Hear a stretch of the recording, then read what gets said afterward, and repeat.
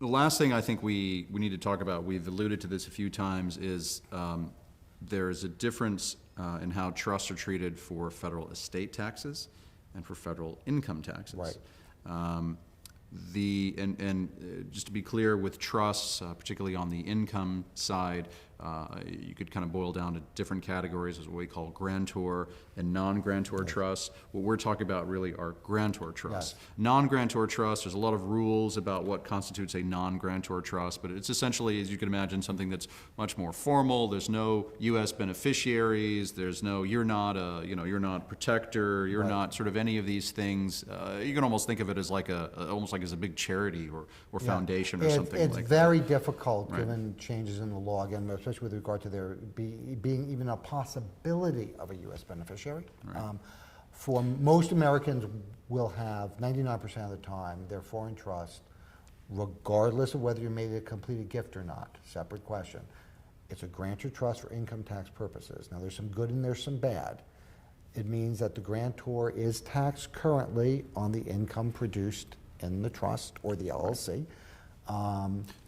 So in the eyes of the IRS, a grantor trust, which is what we're ultimately talking about here, very few people will have or qualify for or establish a non-grantor trust. So that's just some terminology we'll put on the table and not discuss, because what we're really talking about is a grantor trust, and this is primarily what we're discussing here. In the eyes of the IRS, again, for estate tax purposes, the grantor trust owns the property for estate taxes. If we've made a completed gift. If you've made a completed gift. If you made a completed gift to a foreign grantor trust, that foreign grantor trust owns the property, so when you pass away, there's no estate tax that's due.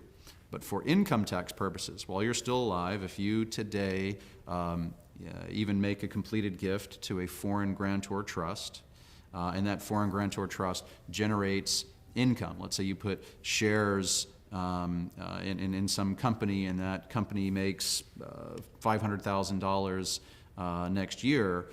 The IRS, in the eyes of the IRS, the foreign grantor trust doesn't exist for income tax purposes. It is extremely transparent. Right. The LLC also, because of the election we make, is also transparent. So for income tax purposes, it's as if you still own the asset. Now, there's some benefits to that. It means when you put money into the trust or take it out as no tax, even if the property is very appreciated. You paid $100 for it, it's worth $1,000. Put into the trust, that $900 of gain is not triggered at that time.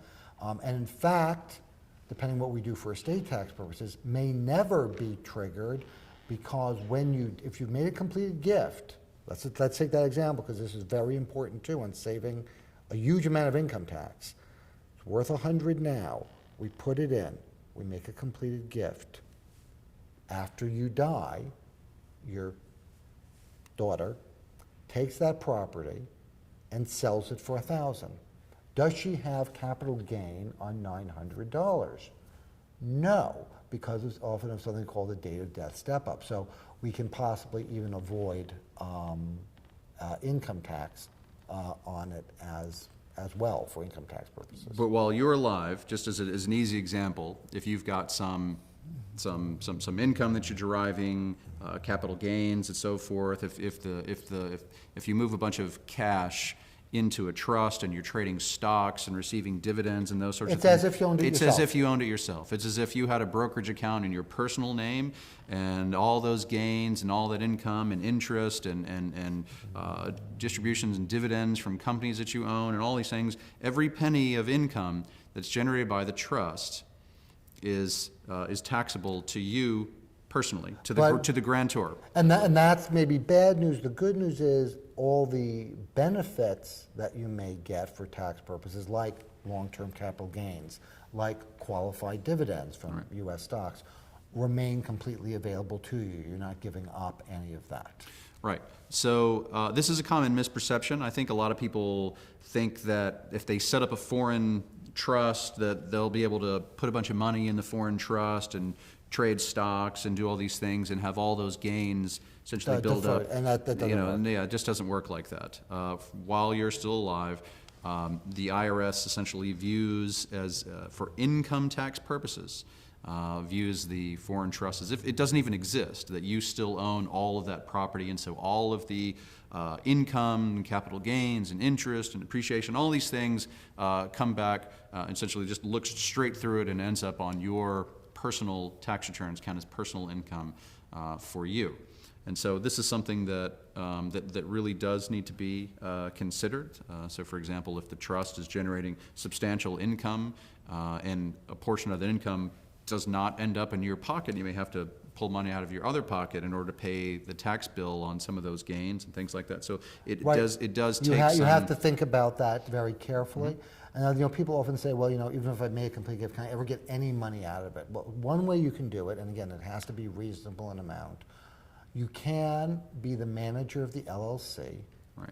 And draw a reasonable Sorry, so salary. again, we're saying that you form a trust, you're the grantor of a trust, you form the trust owns an LLC, and you become the manager of that the LLC, and then an LLC owns a brokerage account or something like that, and so maybe the LLC pays you a fee for managing, the assets of the LLC and so forth, and so that'd be a way that you could be able to. But even better, if you put in one of your businesses that you've started, Right. and now you can still be the president of that company. Sure. And you're really managing it. No, you're actually really, truly running the business. Truly running the business. How much of a salary can you draw out? Again, we have to look at comparables in the market. What do other people... Reasonable market-based salaries, compensation. bonuses, incentives, and so forth. And so these are ways, obviously, that the income tax consequences can be offset. In some cases, you can derive still benefit from that. But again, it's a very important concept. Just two things, I guess. One is to clear up the misperception.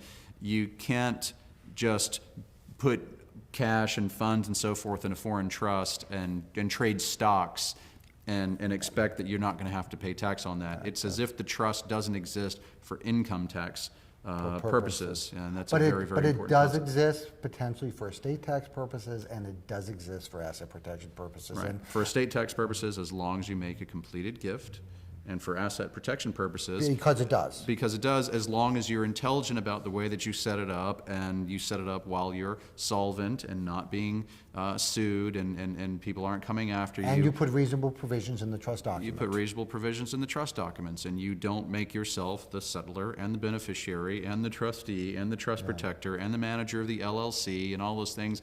That just, if you're intelligent about it, it's very easy to derive the asset protection benefits. Making completed gift, you can derive the estate planning benefits. And so there are a lot of really, really great uses for these types of vehicles. Not for everybody, again. Everybody's got a sense of what that cost of insurance would be. Everybody's in a different position, where you think you're going in life, what the value of your assets will be in the future, and so forth, what kind of industry you're in, whether you're in more high risk, more highly litigious place, and so forth. So everybody's in a different position, but that's the, I think, a very big picture overview. And yes, and everything we've been talking about in terms of income tax and estate tax obviously are for those people watching who are U.S. citizens or taxpayers. If you're Canadian or British or from Japan or wherever it may be, you really need to consult with a local tax advisor as to what your tax consequences will be. Obviously, each country has its own rules. Great. Rob, thanks very much. Thank you.